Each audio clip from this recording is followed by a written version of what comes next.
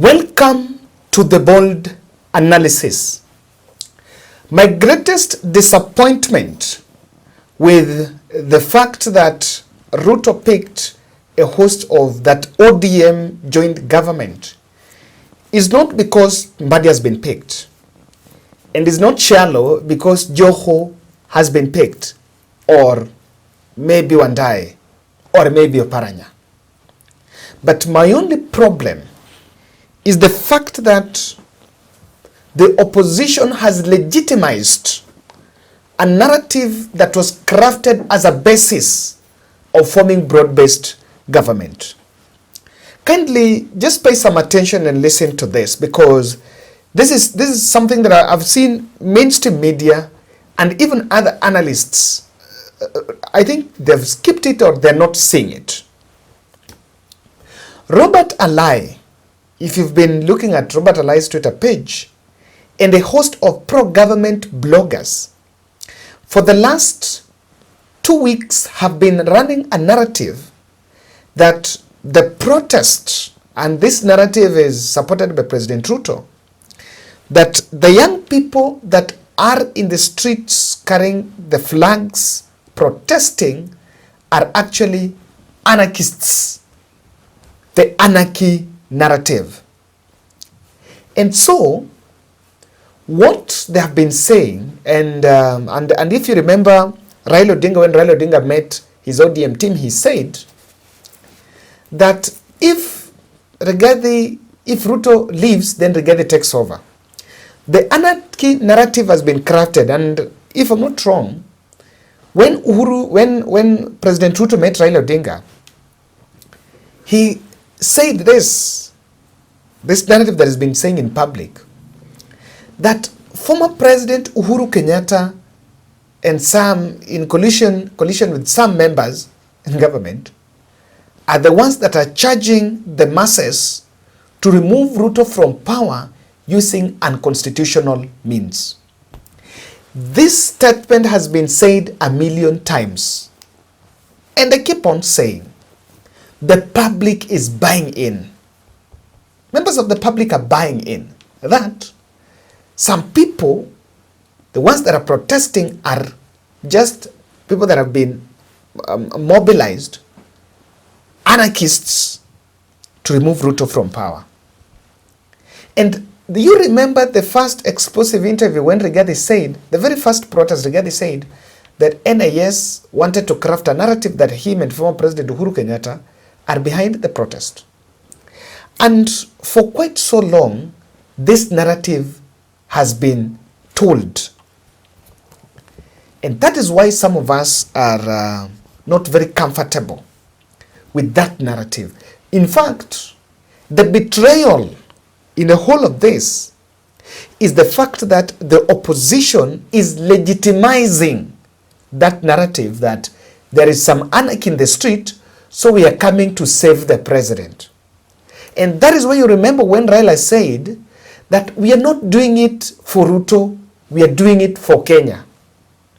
It was legitimizing that narrative that some anarchists are in the street to remove Ruto from power.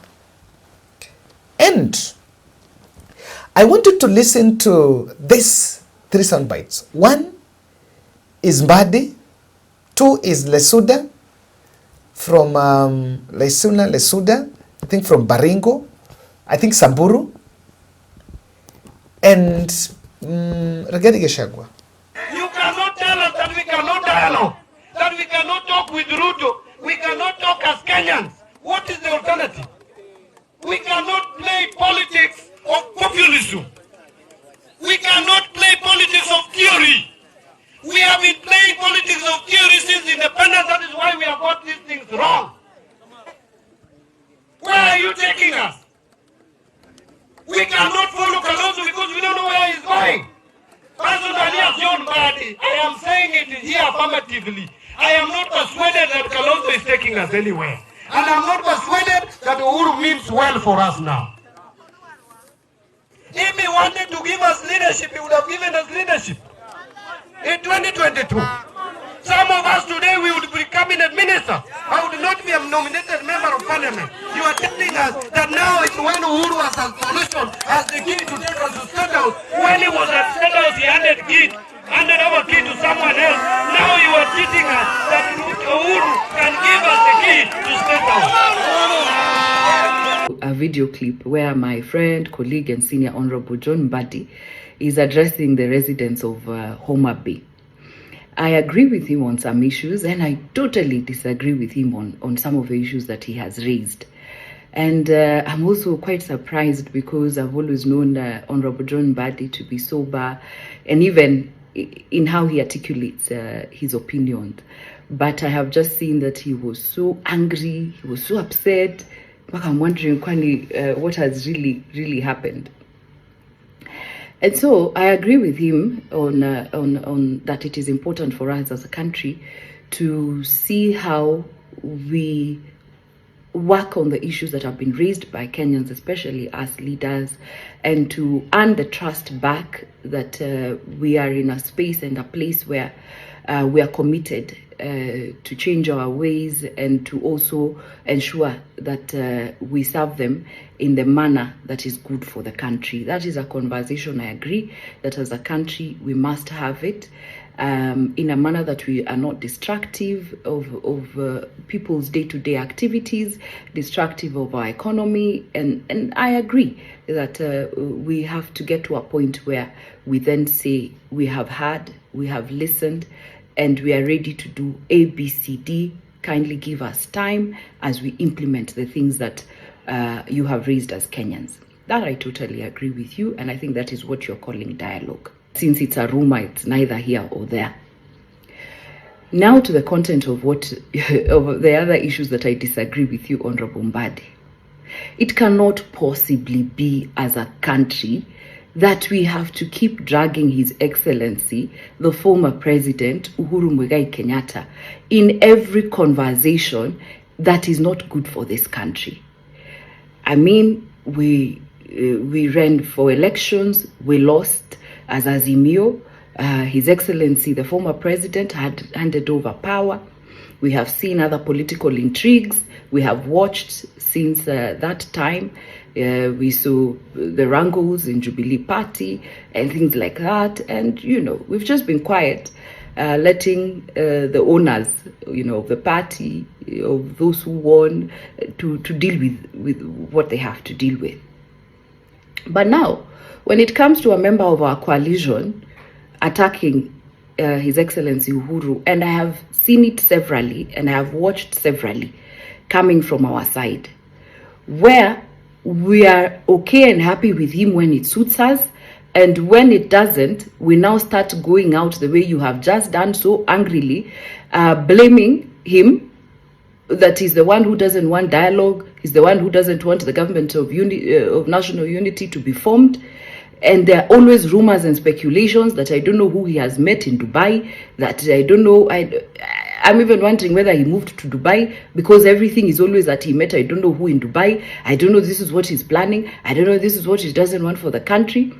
I'm not speaking on his behalf, but I'm just saying that Honorable Mbadi, the things that you have stated there, if you've been promised to be a cabinet secretary, please use other ways to make sure that you are named the cabinet secretary without dragging his name to why there's a delay or why that has not happened.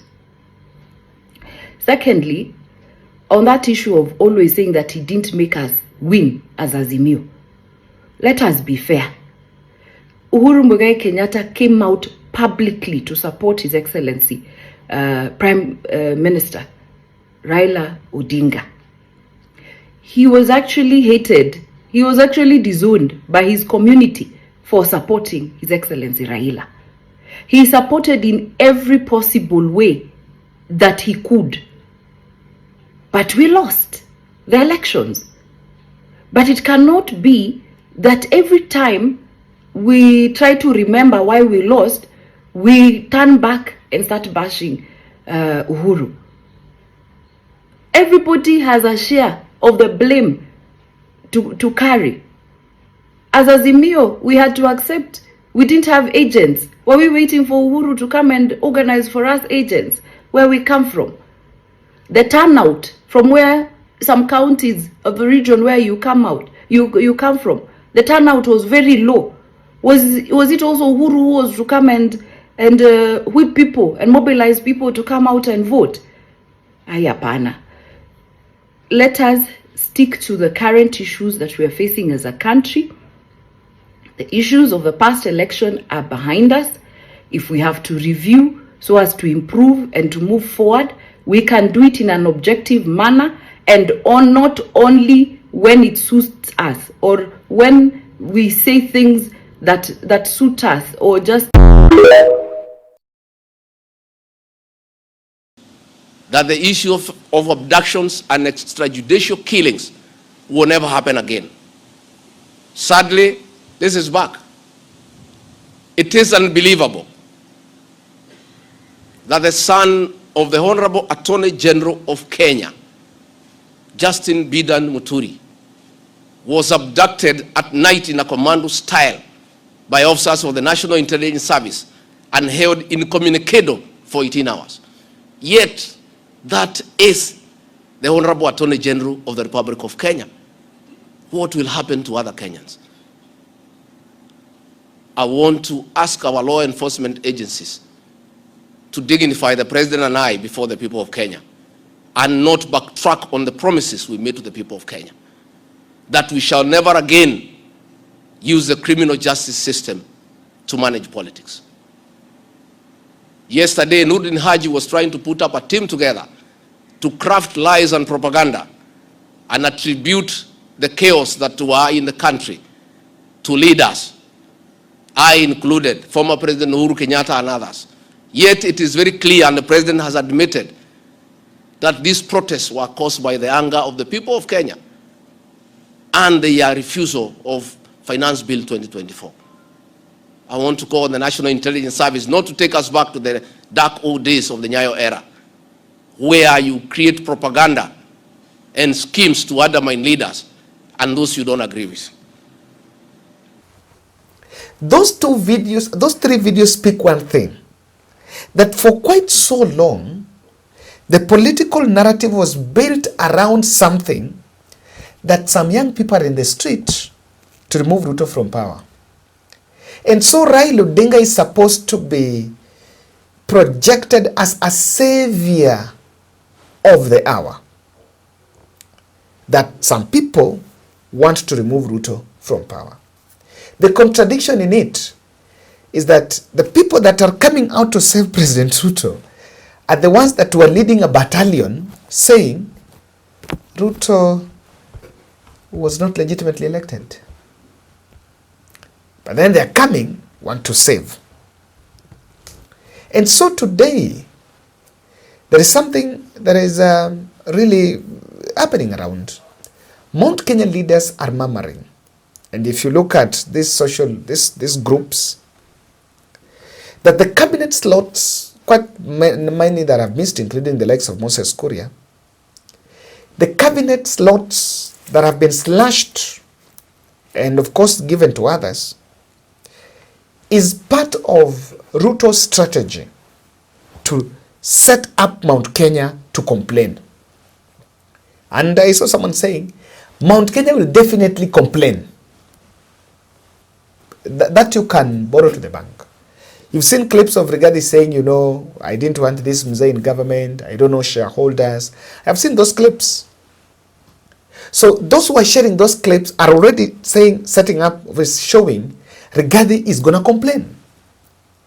And Ruto wants Mount Kenya to complain.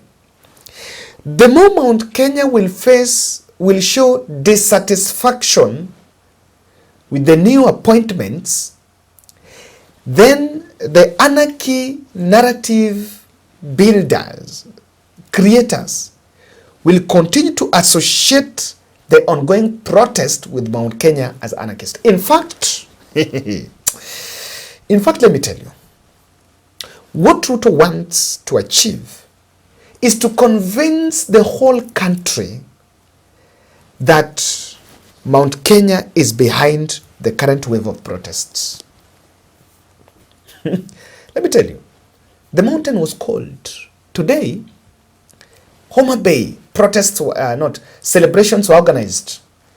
In Eldoret, celebrations were, Homa Bay, it was organized in favor of celebrating Badi.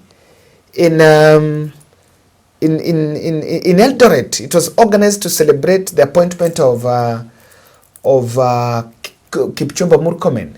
In Mombasa, it was organized to celebrate, who is this? Joho. But Mount Kenya had Rebecca Miano back. It had Kithure Kindiki, was already embattled. It had Justin Muturi. But there was no celebration that was organized there. Why? The narrative and the picture that is getting created is that the rest of the country is very happy. But they're just a clique of one region that are protesting, or that are behind the protest. And I think Kenya Kwanza, President Ruto's access is struggling to show that. And even recently, you realize that he has struggled to bring Rigathi closer to him, probably in a scheme to show that the person behind this is former President Uhuru Kenyatta. And I said it, and I will repeat it. That narrative must stop, unless you show evidence. The country is glorifying that anarchy, and it's bad that even political leaders who had been organizing protests in the past are glorifying the fact that they're doing anarchy. When there was protest last year, the government spoke about anarchy. So it's not new. It was a narrative. And that those who have believed that the parliament storm was actually organized by some people to overthrow President Ruto. And I've been saying, someone was saying that on 25th June, when those youth stormed parliament, someone wanted to ban the Jomo Kenyatta Mausoleum. But one youth said, no, tuachane na mzee hana shida. And then there are people there are so many conspiracy theories that have been raised around it. And I continue saying this, even if you change and bring who in cabinet and bring who in government, if President Ruto is going to be misadvised to get some brief comfort because he has managed to suppress people, suppress the protest, it will be in bad faith. If you get comfort and say, oh, because of this has happened and now this was the problem, or the intelligence told you these people are protesting because they'd been mobilized, so after that it is done, forget about it. The public is much leading to understand and to follow up every step that government is doing. Whether someone organized the protest, okay, let me take, for example, let me agree that it was organized. But what it has achieved is the level of citizen participation in governance. If you go in Twitter, you'll find people talking about things in government. Young people talking about things that government is doing. So if you get that comfort, it's not there. But let me tell you, and that is why it is fine, and it is in good note that Luo Nyanza had never gotten to treasury as a CS. Yes. It is also fine for the regional balance because we had really complained about it. Yeah, we had complained that Ruto had not had regional balance. What I don't understand is why Raila Odinga had to pick minority leader Wandai to the energy docket, where there are other people outside who really don't have jobs that would have been given. But someone has given me a response that the energy docket, the sign that Raila hand is in the cabinet, slot, is he might have demanded for energy docket because he's one of the biggest investors in the energy sector. That's not important. What do the anarchy narrative creators want to achieve with it? This is why it has been brought. It is the ground why there is some ODM, quagmire of ODM going to government. What they're saying, we are going to government to save Kenya because some people are in the street to remove Ruto. And oh my goodness, that's a big twist from the real thing. Even if it started so, maybe let's say it started so, but it ended up with something else. One, the opposition are actually, the opposition glorifying that narrative is legitimizing police brutality and profiling of the members of the public that have been protesting. I've seen a report, police are saying that the CCTV footage that was given to try to find out the police officer who shot Rex could not identify the shooter. And in some instances, there have also been, I think we did a story here that there are some dead bodies that have been booked in mortuaries as mob justice and accidents. But post-mortem results are showing they died out of the bullet wounds, succumbing to the bullet wounds. So someone is saying you can shoot because these people are out to remove Ruto from power. And if you want to know there is that systematic, today, the Maraga report, there is a section of Maraga report to be implemented by increasing the police salary. The second objective of that anarchy narrative is a ploy to slender Uhuru Kenyatta so that it can suppress his voice in 2027. If there is something that is happening, is Raila's voice is diminishing. Probably by 2027, I don't think he will carry, say, left and people say left, right, and people follow right. And probably by that, Ruto is already done with Raila. So the other thing, they want the rest of the country to see Uhuru Kenyatta as a bad person that wants to remove Ruto from power. It is to slander Uhuru Kenyatta so that he can suppress his voice in 2027. The other objective that I'm seeing is Ruto is playing a victim card in the face of this adversity.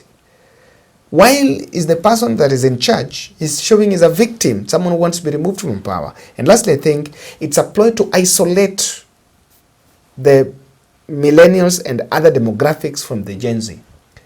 You know, people don't understand what's Gen Z. For example, if you ask my mom home, what's Gen Z? You know the word Gen Z, our parents don't understand. So when they say Gen Z, then they hear someone saying, these Gen Z are people who are anarchists, people who are just there to want to remove government from power. And that is why when I went to Twitter, I did not find them. You look at that kind of imagery being created. Someone is creating an image that Gen Z are people that you should not isolate. What they're saying does not make sense. They're not genuine, and they just want to remove government from power. Tuonane kesho.